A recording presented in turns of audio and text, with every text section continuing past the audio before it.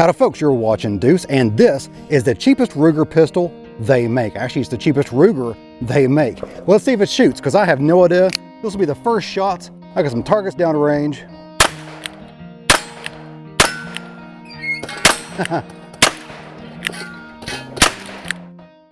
That's it. All right. Nice. Well, 6 shots. It fired just fine.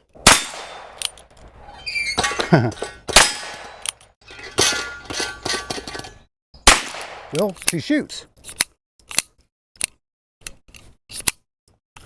There we go. She shoots pretty well too.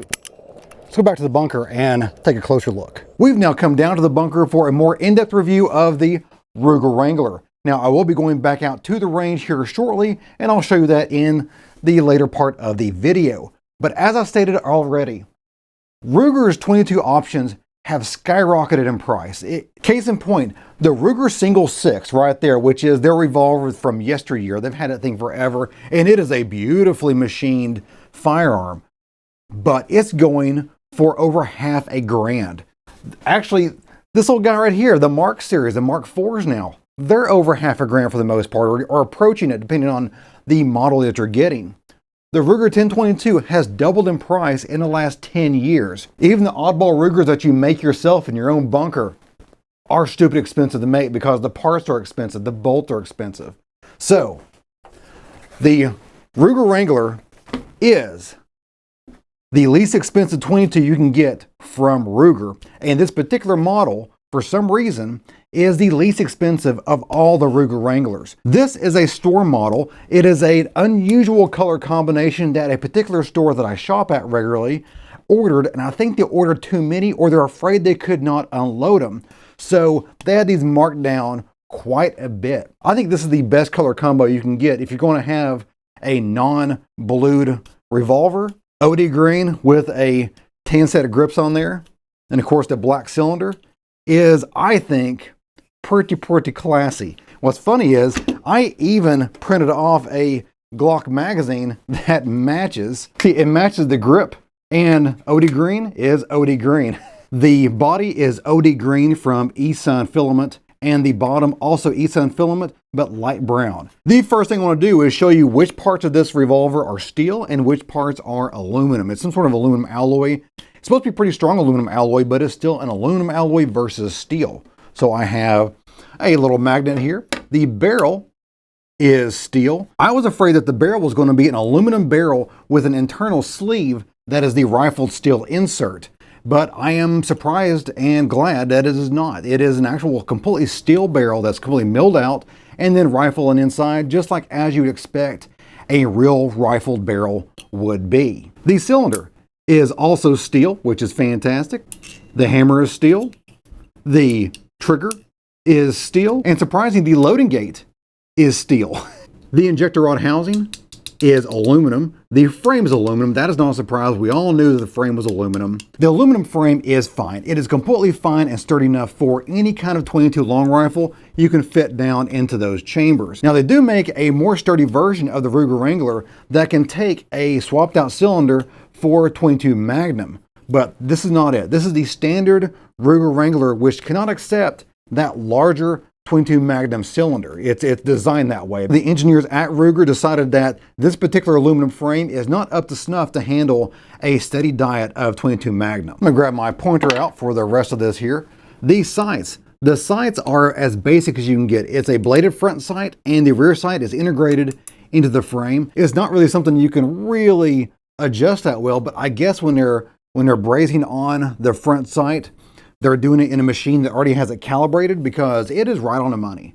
I shot this thing quite a bit, and right out of the box, I was hitting right in the center of those steel targets, perfectly fine. Any kind of misses was my fault, not the Ruger Wranglers. The Ruger Wrangler pretty much loads up like any other single action revolver, but with a twist. There is no half cock. I know that's weird, but there is no half cock. If you go half cock, it still snaps right back. There's no holding it back there. It's a 2-click action, not a 3 or 4-click action. So there's no half cock. And if you do go half cock, you're going to lock up the system.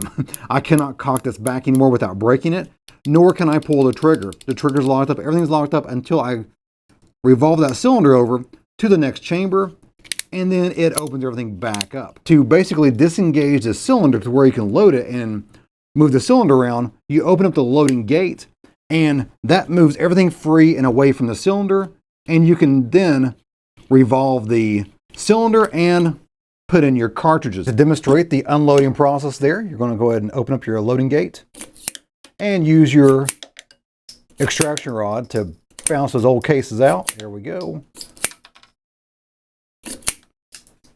Verify you're all completely clear, and then we're going to be putting in more ammo when we're ready to shoot. At this point in time, those who are familiar with single action revolvers are asking your screen, how do you put this revolver on safe? Because traditionally, you go half cock to put your revolver on safe, but in this case, it just locks the whole thing up and gums up the action, and the hammer returns back to its normal position forward. And the way they get around that is the fact that it has a transfer bar. This is a transfer bar system versus a more old school type of system where it just smacks the firing pin or the firing pin's attached to the hammer itself. I have filled the cylinder with empty cartridges here, already spent cases from my 22 Endeavors, and we're going to go ahead and test out the weight of this trigger.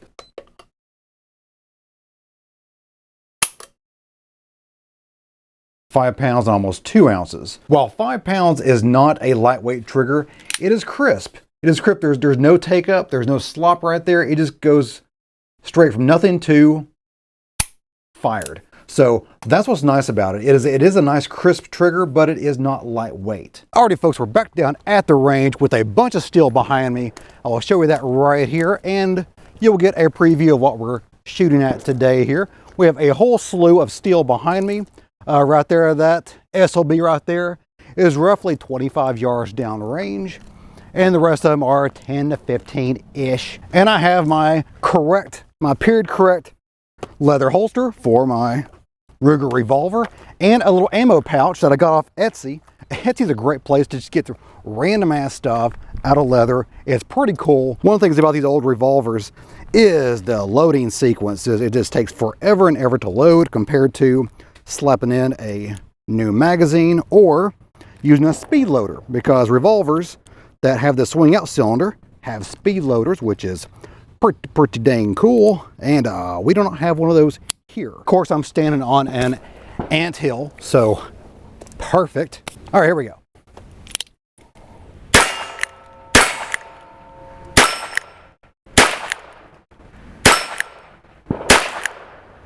I do like how everything is expertly machined on this. The cylinder is exquisitely machined, and it's almost as if the people at Ruger knows how to make a pistol, which of course they do. They make the Ruger Single 6, which is by far the best modern interpretation of a 22 revolver that we have. That's a old cowboy style revolver. All right, let's go ahead and single arm this one.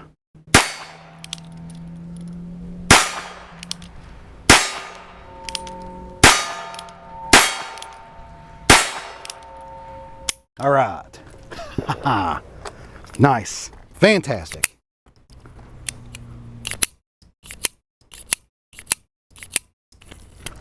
All right. More ammo. One more cylinder full down to range, and we get back to the bunker and really talk about this revolver.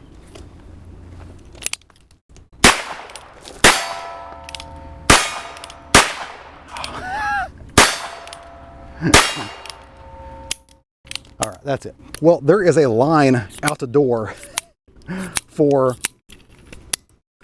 my range right now because we're getting more and more popular. The shooting sports, the sport of shooting, is getting more and more popular, especially the competitive aspect of shooting. Much more popular than it was 5-10 years ago, and we're in high demand. So that is great. That is great. I'm very happy about that. In conclusion, do I recommend the Ruger Wrangler? I do if you can get a good price on it, which means under the $2 bill mark. If you can get it below that, then that is a fantastic option for you. But above that, if it's going for above 2 bills, there are better options.